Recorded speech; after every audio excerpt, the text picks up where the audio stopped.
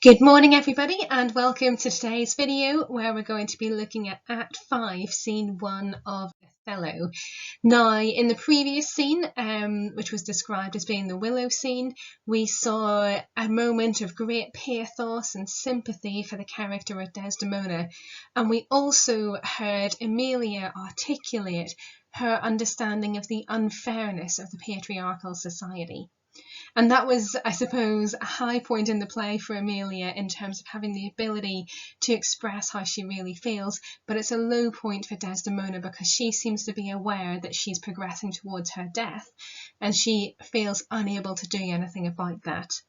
Now in today's scene I've represented this with the symbol of the sword because we have something that's quite similar to Act 2 Scene 3.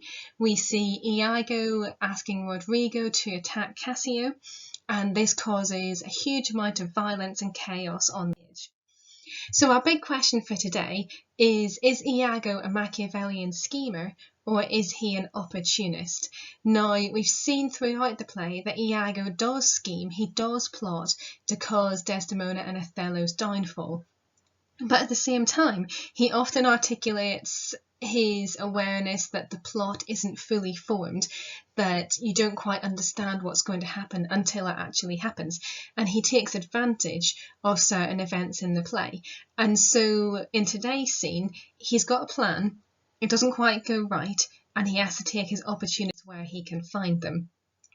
Now, before we actually look at the scene, let's think about a couple of critical quotations discussing Iago, and Iago has provoked a lot of controversy over the years.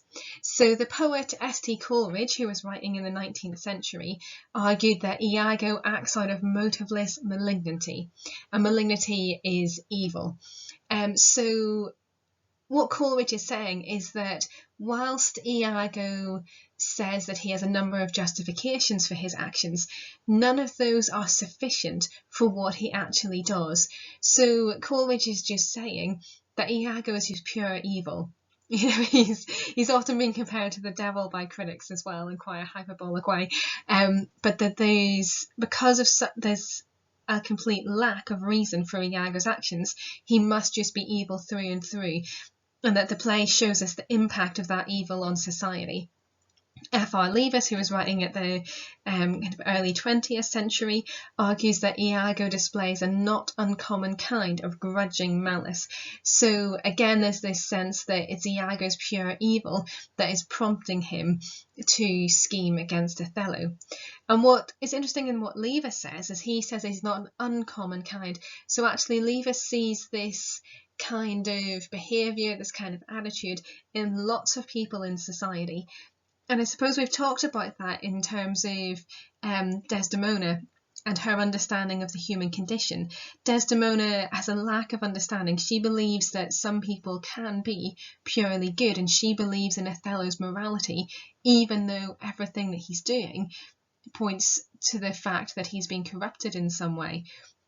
What Leavis is arguing is that this idea of immorality, evilness, a lack of kind of sympathy for other human beings isn't uncommon, and the play reveals to us that actually every single individual has this other side to them, like Jekyll and Hyde, has this level of immorality in them that can be exploited, that can grow, that can be corrupted by others. So let's delve into the scene here. So at the start, it's staged often in darkness. Iago and Roderigo are hiding behind a bulk, hiding behind a pillar, and they are waiting for Cassio. And Iago says to Roderigo, "Wear thy good rapier bare, so pull your sword out, get ready, and put it home, so stab Cassio. Be quick, fear nothing, I'll be at thy elbow." Now this is interesting because Iago is there, and Iago is a soldier.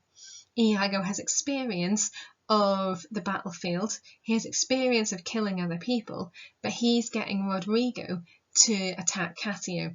Now, there's a number of different possible reasons that we could suggest for this. So we could ask, is Iago afraid?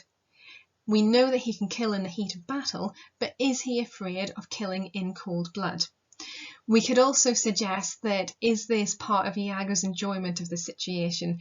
Does he enjoy manipulating Roderigo and seeing Roderigo's sheer panic at what he's being asked to do? does Iago enjoy the control that he's got over Roderigo? You know, this is a socialite, someone who's probably never actually used his sword before. And does Iago enjoy controlling and pushing this socialite towards this very uncomfortable, dangerous situation? Or is Iago trying to prevent himself from being accused of the plot that he's engaging in? So, for example, if Iago were to attack Cassio, Cassio might see him. Iago might have the blood on his own sword, the blood on his own clothes, and that would be evidence that actually he is engaging in these evil actions. Whereas if all of that evidence is on Roderigo, then Iago can get away scot-free. So there's different reasons, different interpretations that you should unpick and explore if you're looking at this particular scene. So Roderigo, this might be presented in a comic way or an anxious way. Roderigo says, "Be near at hand, I may miscarry it." So he's asking Iago to stay close to him in case it goes wrong. And then Iago has a little soliloquy and he says, "I have rubbed this young quat almost to the sense," and he grows angry. Now, we've talked about Iago's debased attitude to humanity, and this really epitomises it. A quat is a spot or a pimple. So what Iago's saying is that he's squeezed this spot almost to the point when the spot's going to burst. So describing Roderigo as being a pimple or a spot is obviously shows Iago's complete disgust, his lack of respect for this person that he's pretending to be friends with. And then Iago says it doesn't matter whether Cassio or Roderigo dies. So if Roderigo kills Cassio or Cassio him, or each to kill the other, each way makes my gain. So whichever one of them dies, or if both of them die, then it's going to play into Iago's hands. Live Roderigo, he calls me to a restitution large of gold and jewels that I bobbed from him as gifts to Desdemona. It must not be. So now Iago's worrying here that if Roderigo lives, Roderigo's going to remind him that he owes him all of this money and all of this jewellery that he's kind of scammed off him in the pretense to give to Desdemona. So Iago decides, actually, you know what? Roderigo's got to die as well. And then he thinks, if Cassio remain, he hath a daily beauty in his life that makes me ugly. Now, this is really interesting because we've talked about this idea of motiveless malignity.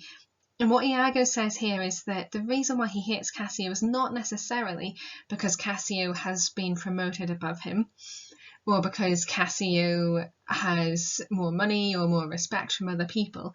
It's that Cassio has beauty in his life. Cassio has positive qualities, he enjoys life, people are respectful towards him, whatever it is. Cassio has this kind of aesthetic enjoyment of existence that makes Iago ugly. And look at the juxtaposition of beauty and ugly there when we think of the juxtaposition that we've talked about before of transcendence and debasement that we see in the play. And so we get this sense that Iago is repulsed purely by happiness and by goodness. He is utterly disgusted in that. And this might support our idea that he has motiveless malignity, that it's just the pure evil in Iago that motivates him rather than money or lust or power or anything like that. So after this, Roderigo attempts to stab Cassio. Of course he fails because Roderigo isn't violent, he isn't a soldier. Cassio wounds Roderigo, and then Iago, from behind in the darkness, stabs Cassio. Now this takes us back to our big question, is Iago a Machiavellian schemer or an opportunist? Well, in the first few lines of the scene, we see him as a Machiavellian schemer.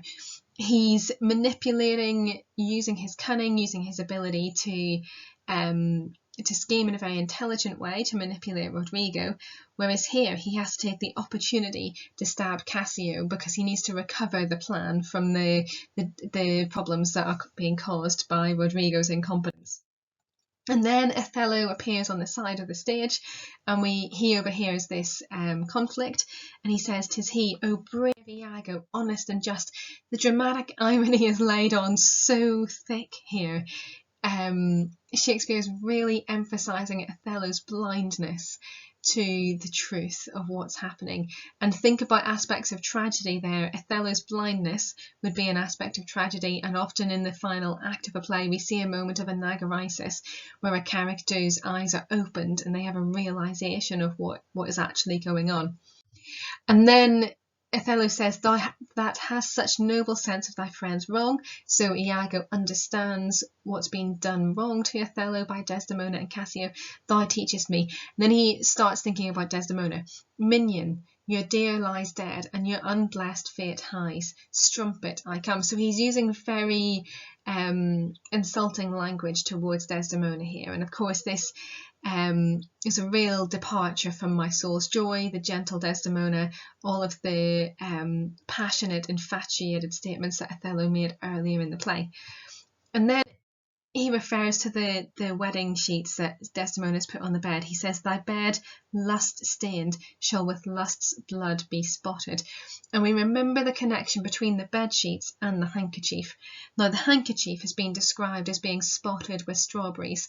And we talked before about how on the wedding night, to prove the wife's virginity, the husband would expect to see spots of blood on the white wedding sheets. And so in a sense, the handkerchief visually represents that with the little spots of red, of the red strawberries on the handkerchief. So it's a symbol of Desdemona's loyalty, her fidelity, her sexual loyalty to Othello. Whereas here, that's transformed, just as the handkerchief has been transformed into a symbol of Desdemona's disloyalty and her infidelity. The blood that the bed sheets are going to be stained with now is the blood of punishment rather than the blood of that sexual fidelity that we saw earlier in the play. And it's interesting that Othello is talking about the bed as being lust-stained, so he's imagining that Cassio and Desdemona have had an affair in his room, in his bed, and he has an obsession with his place being taken by Cassio. So moving on then, I'll not take you through the rest of the scene line by line, because there's quite a lot of different events that happen. Ludovico and Gratiano enter, and they start to bring a sense of order into the scene. Iago then re-enters with a light. Now, he's entered with a light previously in Act 2, Scene 3, and there are several scenes in the play which are staged in a kind of similar way. So we have Act 1, Scene 1. In darkness, Iago is pushing Roderigo to take a particular action, while Iago stands in the darkness and then disappears. Act 2, Scene 3 is very similar in terms of the staging, and we've got this huge level of chaos in Act 2, Scene 3, and then this is echoed again in Act 5, Scene 1. But even as it's echoed, the chaos and the darkness is growing as we progress through the play. So we see the greater impact of Iago's destructive plan as we arrive at the start of Act 5, Scene 1. Then they help Cassio, who's still alive, and Iago stabs Roderigo in the dark. So Iago again seems to be taking his opportunities here. Cassio hasn't killed Roderigo, so Iago has got to. And Roderigo finally recognises Iago's villainy, and he's got this final line, "Oh, damned Iago, inhuman dog." And this is probably the greatest truth that is articulated in the play. And Roderigo has this moment of anagorisis, this moment of realisation. His blindness to reality is removed as he understands what Iago has done to him. And we see that Roderigo, although he's sometimes a slightly comic character, his story parallels the story of Othello. Roderigo is deceived by Iago, he's Iago's dupe, and then now at the moment of death he realises what Iago has done, and Othello's narrative parallels that as well. And if we look at the particular words that Roderigo uses here, the word damned indicates that he wants to send Iago to hell, so we've got that hellish imagery that we've seen elsewhere. The word inhuman reminds us of Iago's lack of empathy with other people. And then we've got the animalistic language in dog. So Roderigo understands finally that Iago is a completely debased, inhuman, unempathetic character. Then Bianca enters, and she's greatly distressed, and she runs over to Cassio, and she's trying to help Cassio. And then Iago accuses Bianca of plotting to have Cassio attacked. Now again, this is an opportunist act. Iago has no way of knowing that Bianca is going to turn up here. So the fact that she arrives prompts Iago to think, actually, I can blame all of this on her. Then Emilia enters, and she believes what Iago says about Bianca. Now, Emilia is becoming more confident, more forthright, more loyal to Desdemona, but it's clear here that she still trusts her husband, which is an important detail. And then Iago sends Emilia to tell Othello and Desdemona what has taken place. So as we end this scene, I want you to do a little bit of independent learning and think about this phrase that we've talked about, Iago's motiveless malignity, and think about what extent you agree with this quotation. Now, I've got a way to help you with this, and I've created a table here. So on the left-hand side, we've got points and ideas about Iago's motivation. So Iago believes that Othello has had an affair with Emilia. He does refer to that several times during the play. But he's aware that this affair is doubtful, it might not have happened, and so on. So read through the list of possible motivations that Iago might have had. I want you to find some evidence from the play to support that argument. And then I've got another question at the bottom here. Are these potential motivations sufficient to prompt Iago to cause such chaos and destruction?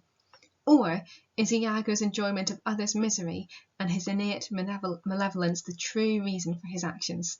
You know, Iago knows really in his heart of hearts that Emilia hasn't had an affair with Othello. There's no evidence for it. Iago's lust for Desdemona is kind of half-hearted.